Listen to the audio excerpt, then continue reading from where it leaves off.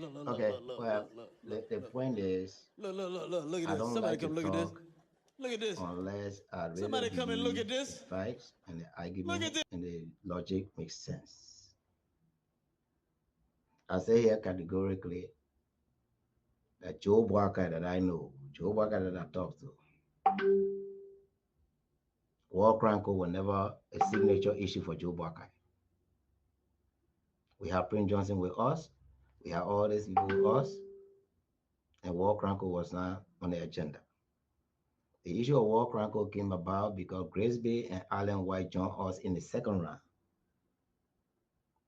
And they had Joe Barker give an interview on an unrelated video produced by USAID for Sierra Leone. And then in that video, Joe Barker started to narrate about his commitment to war crime code, blah, blah, blah, blah, blah.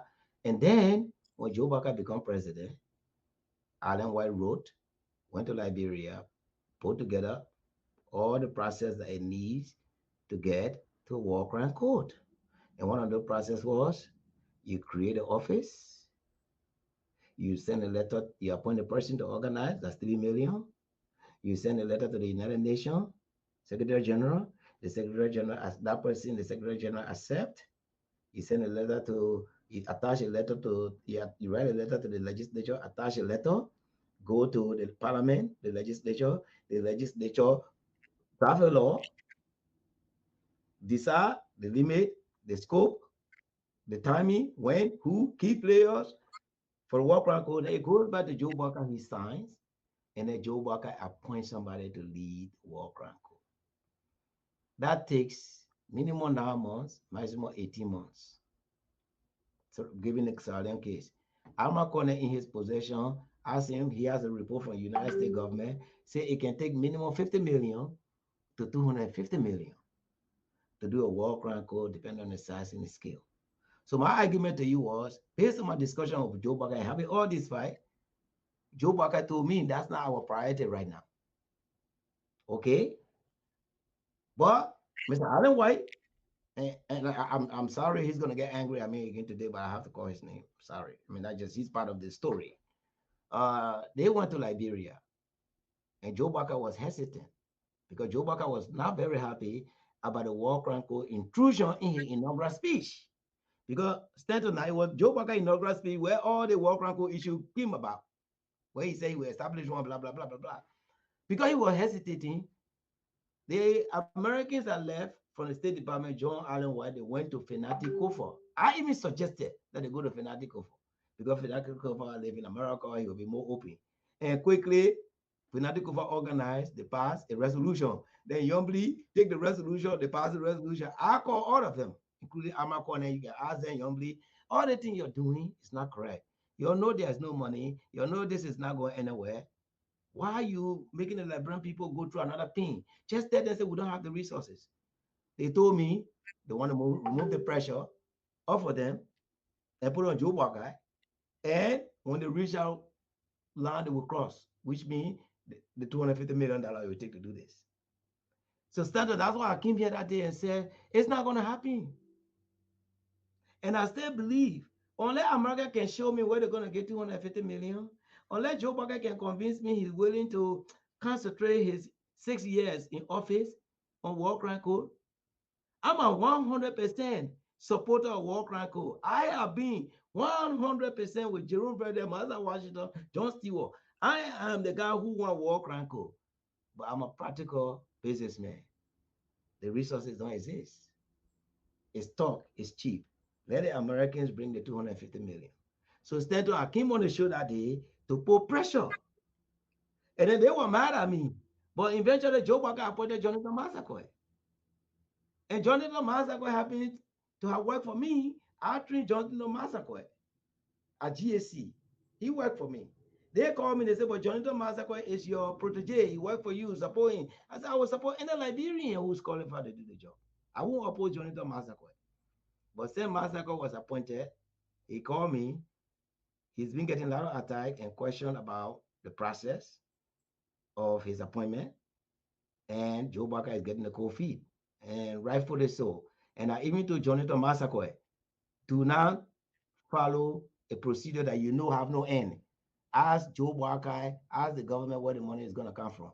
He can attest to that. I told him, insist on the money because talk is cheap. Money talks. Insist on the money. So Stanton, whether they call Jonathan Massacre, I won't doubt you at all because you have a lot of information as well as we all do. But this will be a setback. But this will just be another demonstration of lack of planning, chaos, disorganization. They don't want to do things right. And Stanton, just the same with the asset recovery, right? The asset recovery. Joe Barker said they should talk to us, figure out how we do asset recovery. They go in Ivory Coast. More Camara call me, other people call me. Immediately they come back the next evening, they announce the asset recovery team. Stanton, you know why the asset recovery will not be supported internationally? Let me just finish this. To have an asset recovery that is supported internationally, you have to have a fund established for a specific purpose so that the assets that are recovered go into that fund and is managed by the Swedish, the American, because they don't want the asset to recycle back into corruption. So you're not, my man, you know the deal. You're not going to get Americans to support you without that special fund. And Joe Barker had that established a special fund for asset recovery.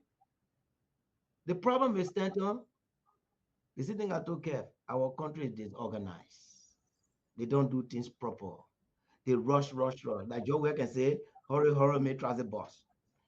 So it's the same stuff that happen in every government in Liberia. We're not taking our time, Stanton, to do the right thing.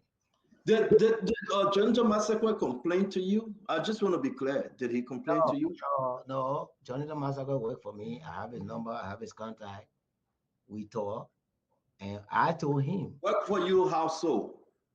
he worked for me at GSC. I recruited him first. I trained him as a lawyer. He was in my legal department. Yes, Okay. he was an investigator under me. You wasn't one of those that recommended him, correct? No, no, no, no, absolutely not. Absolutely not. I'm not part of. I have not recommended anybody to Joe Barker. And you know what? I have not recommended a single soul to any government because On this appointment as yeah, executive director for the War Crime Code, did yes. he complain to you because they were waiting for him to leave the United States to go back for them to serve him in any shape or form? Did he complain to you that the pressure was on him? No, I mean he talked about a lot of pressure. I mean it's not just Joe Barker alone. I mean Jonathan has a lot of opposition from the original TRC people because people. Okay, here's a big elephant in the room. Jonathan Massacre is being pushed by Allen White and Grace Bay. Period. Nobody else is supporting Jonathan Massacre but those two people. The Why would legal Griswold push Jonathan Massacre? Allen White and Grace Bay were supporting Cummings on War Crime Code. So they come together as one. So that So was a comment. So that was a comment thing. yes, yes, yes. That was a Cummings thing for the War Crime That was Code. a comment's recommendation.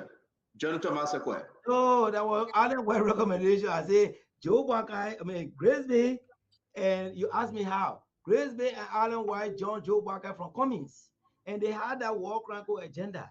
Allen White believed Jonathan Massacre worked with him on some angel case, some case he mentioned uh, that he and Jonathan Massacre work on, and Jonathan Massacre know how to work with him.